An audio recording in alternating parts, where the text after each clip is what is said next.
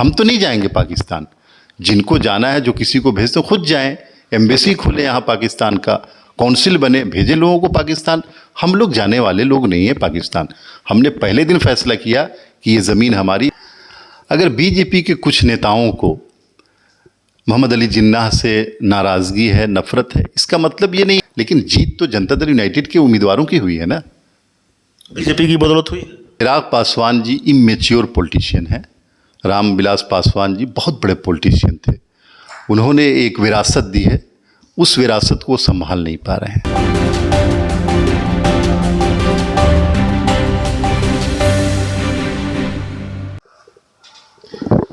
नमस्कार, आप देख रहे हैं आर लाइव और मैं हूं अभिषेक मिश्रा। एक बयान आया है जेडीयू की तरफ से, जेडीयू के एमएलसी खालिद अनवर साहब की तरफ से, मोहम्मद अली जिन्ना को लेकर। और इस बयान के बाद जेडीयू के सहयोगी बीजेपी हमलावर हो गई है, या फिर यूं कहें कि बिहार की राजनीति में बवाल है, भूचाल है। बयान पुराना है, लेकिन इस बयान को लेकर रोज नया बवाल सामने आ रहा है। तो जाहिर है बातचीत जरूरी है, जिनकी वजह से ये बवाल सामने आया है। हमारे साथ जेडीयू के एमएलसी खालिद अनवर साहब खुद मौजूद हैं। और सबसे पहले तो आपने वक्त दिया, इसके लिए बहुत बहुत धन्यवाद सर आपको।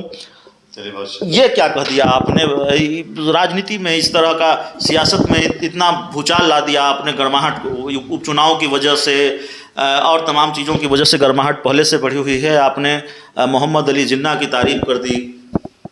नहीं, ये एक तारीख़ी सच्चाई है जो मैंने बयान किया है, कोई नई बात नहीं है। अब जो लोग गरमाने वाले हैं, अगर गरमाते हैं, भाई कायदे आजम मोहम्मद अली जिन्ना आज़ादी की लड़ाई के पहली पंक्ति के आदमी थे, इसमें किसी को क्या शक हो सकता है। मोहम्मद अली जिन्ना ने एक लंबी मुद्दत तक आज़ादी की लड़ाई लड़ी और अंग्रेज़ों के ख़िलाफ़ बड़े बड़े प्रोग्राम किए, बड़ी बड़ी तहरीकें चलाई यहाँ पर। इसके बावजूद अगर उनको आज़ादी का यानी स्वतंत्रता सेनानी न माना जाए तो ये तो गलत होगा। देखिए, मोहम्मद अली जिन्नाह के दो पहलू हैं। वो बहुत बड़े फ्रीडम फाइटर थे, इसमें किसी को शक नहीं होना चाहिए, और आज तक किसी ने शक नहीं किया। लेकिन इसके साथ साथ उन्होंने देश का बंटवारा कराया, ये भी एक सच्चाई है।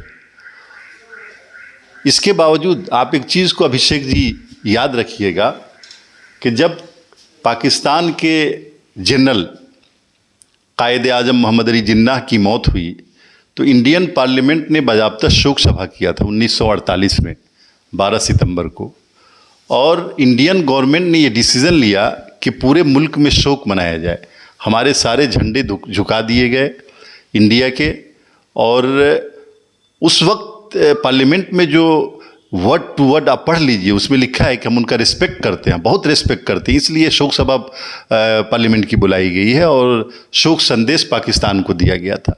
तो ये तो सच्चाई है कि मोहम्मद अली जिन्ना एक बड़े फ्रीडम फाइटर थे और इसको मानना चाहिए, इस पर किसी को गरमाने की ज़रूरत नहीं है। अगर आपको जानकारी नहीं, इतिहास नहीं जानते हैं तो आप पढ़िए। भाई, यूनाइटेड इंडिया, जब इंडिया एक था, पाकिस्तान, भारत और बांग्लादेश एक था, उस वक्त जब आज़ादी की लड़ाई लड़ी जा रही थी, कौन लोग थे जो लड़ रहे थे? आप लिखिए 10 नाम।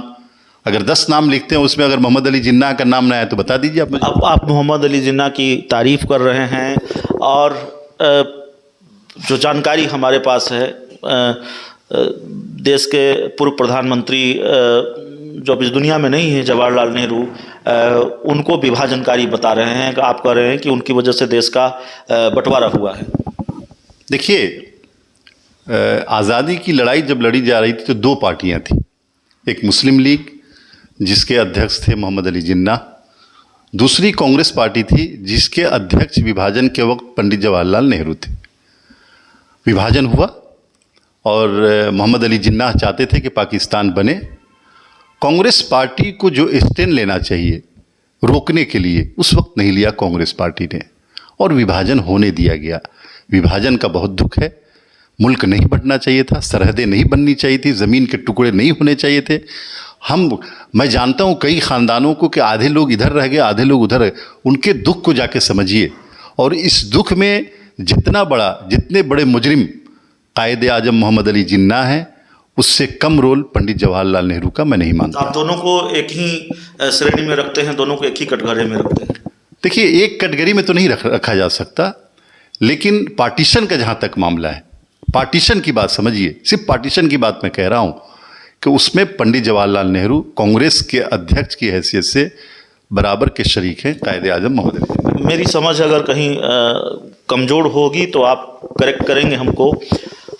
ये वही देश है या फिर आपकी पार्टी का गठबंधन उस पार्टी से है, जेडीयू का गठबंधन उस बीजेपी से है, जिसके कह सकते हैं सबसे बड़े नेता लाल कृष्ण आडवाणी पाकिस्तान जाते हैं और मोहम्मद अली जिन्ना की मज़ार पर चले जाते हैं तो तमाम तरह की लानत मलामत उनकी होती है। बावजूद इसके आप लगातार मोहम्मद अली जिन्ना की तारीफ कर रहे हैं। लगता नहीं कि आप अपनी सहयोगी बीजेपी को लगातार नाराज़ कर रहे हैं?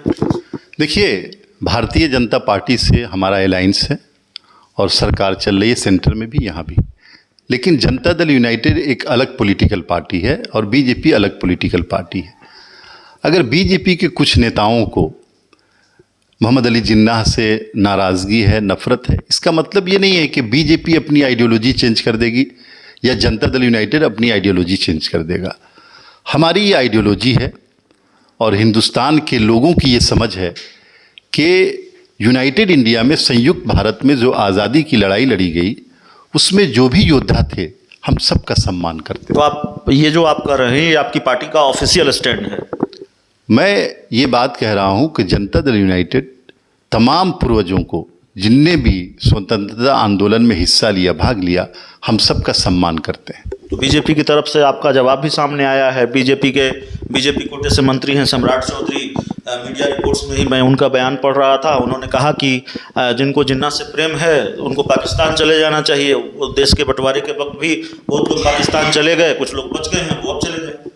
देखिए, प्रेम होना और रिस्पेक्ट देना दोनों दो चीज़ें हैं। आपका प्रेम अपने पिता के साथ है, रिस्पेक्ट देते हैं, माता के साथ है, रिस्पेक्ट देते हैं। रिस्पेक्ट देने का मतलब ये नहीं कि मैं प्रेम कर रहा हूँ उनसे, एक तारीख़ी सच्चाई को मैं बयान कर रहा हूँ और जो हमारी संस्कृति है भारत की, उसके हिसाब से मैं अपने पूर्वजों का सम्मान कर रहा हूँ। लेकिन ये भी सच्चाई है कि हमारे पूर्वजों ने इसी देश में रहने का फ़ैसला किया। ये ज़मीन हमारी है, ये मुल्क हमारा है, हमने यही मरने मिटने का फ़ैसला किया है। हम तो नहीं जाएंगे पाकिस्तान। जिनको जाना है, जो किसी को भेजते खुद जाएं, एम्बेसी खोले यहाँ पाकिस्तान का, कौंसिल बने, भेजे लोगों को पाकिस्तान। हम लोग जाने वाले लोग नहीं हैं पाकिस्तान। हमने पहले दिन फैसला किया कि ये ज़मीन हमारी, इसलिए हम लोग यहीं रहेंगे, मरेंगे, यहीं दफन होंगे। सवाल यह भी है कि चिराग पासवान, लोक जनशक्ति पार्टी रामविलास के राष्ट्रीय अध्यक्ष हैं, उन्होंने भी आपके बयान पर आपत्ति जताई है, आप पर निशाना साधा है। देखिए, चिराग पासवान जी इमेच्योर पॉलिटिशियन हैं। रामविलास पासवान जी बहुत बड़े पॉलिटिशियन थे। उन्होंने एक विरासत दी है, उस विरासत को संभाल नहीं पा रहे हैं। चिराग पासवान जी क्या कब बोलेंगे कोई ठीक नहीं है, और वो विचारधारा की बात नहीं करते, आइडियोलॉजी की बात नहीं करते। जब जो वक्त होता है, जो मुंह में आया बोल दिया। तो मैं तो दुआ करता हूं कि चिराग पासवान जी अपने पिताजी की विरासत को संभाले, उस विरासत को जिसके ज़रिया रामविलास पासवान ने मरते दम तक सेकुलरिज्म को बचाए रखा, देश को जोड़ने का काम किया और समाज के सबसे निचले तबके को आगे बढ़ाया। एक आखिरी सवाल है हमारा सर। सवाल यह है कि लगता नहीं, एक तो आपका बयान जिसकी वजह से जेडीयू और बीजेपी के बीच कम से कम बयानों के जरिए ही लगता है कि टकराव की स्थिति हो जाती है, और कई बार ऐसे बयान सामने आते हैं, जैसे बीजेपी की तरफ से बयान सामने आ जाता है कि स्कूलों में रामायण की पढ़ाई होनी चाहिए, उस पर आपकी पार्टी की तरफ से पलटवार सामने आता है, और तमाम ऐसे बयान है जिसकी वजह से बीजेपी और जेडीयू के बीच टकराव की स्थिति होती है। एक जो मेरा मूल सवाल है, वो सवाल ये है कि इससे पहले भी एक बयान आया था, बीजेपी कोटे से मंत्री हैं उनकी तरफ से, कि सरहद पर, यानी कि जो बिहार के बॉर्डर हैं वहाँ पर ज़मीन का अतिक्रमण हो रहा है, वहाँ पर घुसपैठिए आ रहे हैं, और उस समय भी आपकी नाराज़गी, आपकी आपत्ति सामने आई थी। बड़े टकराव की स्थिति है, उस समय भी आपने काफ़ी। देखिए अभिषेक जी, मैं बार बार ये बात कहता हूँ, मैं अभी भी कह रहा हूँ कि इस चीज़ को समझने की ज़रूरत है समाज को और मीडिया को, कि जनता दल यूनाइटेड ने बीजेपी और जो पार्टियां उनके साथ अलायंस किया है बिहार के विकास के लिए। हमारे लीडर नीतीश कुमार जी का क्लियर एजेंडा है कि हम कम्युनलिज्म, करप्शन और क्राइम से कभी समझौता नहीं करेंगे। इसके बावजूद इस चीज़ को समझिए कि जनता दल यूनाइटेड एक पॉलिटिकल पार्टी है, बीजेपी एक पॉलिटिकल पार्टी है। उसका अपना एजेंडा है, हमारा अपना एजेंडा है। जनता दल यूनाइटेड का अपनी आइडियोलॉजी है। हम अपनी आइडियोलॉजी से, नीतीश कुमार अपनी आइडियोलॉजी से किसी भी कीमत पे समझौता नहीं कर सकते। वो इस बात के लिए कि कोई दबाव में लाए, सरकार में है वो समझौता कर लेंगे, वो समझौता करने वाले आदमी नहीं है। और हम अपनी आइडियोलॉजी पे है जनता दल यूनाइटेड, बीजेपी अपनी आइडियोलॉजी पे है, लेकिन हम लोगों का अलायंस इस बात के लिए कि बिहार को विकास करेंगे और बिहार को हम लोग आगे लेंगे। आप तारापुर का चुनाव भी जीते, आप कुशेश्वर स्थान का चुनाव भी जीते, बाद में बीजेपी कोटे से मंत्री सम्राट चौधरी जिनके बयान का जिक्र कर रहा हूं मैं, उन्होंने कहा कि ये जीत बीजेपी की बदौलत हुई है। देखिए, हम लोग एनडीए में हैं और एनडीए इलेक्शन वहाँ पे लड़ रही थी और पूरे एनडीए की जीत है, इसमें कोई शक नहीं है। लेकिन वहाँ उम्मीदवार दोनों जगह जनता दल यूनाइटेड के थे और नीतीश कुमार और जनता दल यूनाइटेड का एक एक वर्कर मेहनत कर रहा था। तो सम्राट चौधरी ने कोई गलत नहीं कहा, लेकिन जीत तो जनता दल यूनाइटेड के उम्मीदवारों की हुई है ना। बीजेपी की बदौलत हुई है? नहीं, एनडीए की वजह से हुई है। एनडीए के उम्मीदवार थे, इसमें क्या शक है। लेकिन जीते तो जनता दल के लोग हैं ना, इस बात को समझिए। तो चलिए, हमारे साथ खालिद अनवर साहब थे। बहुत सधा हुआ जवाब, बहुत संयमित तरीके से बातचीत, संयमित तरीके से जवाब, और राजनीति का जो अंदाज है, मिजाज है, वो यही है जो पूरे इंटरव्यू में दिखा है। कुछ सवाल थे और उन सवालों पर बवाल था जिस पर बातचीत ज़रूरी थी और वक्त भी मिला, बातचीत हुई। उम्मीद है ये इंटरव्यू आपको पसंद आएगा। बहुत बहुत धन्यवाद।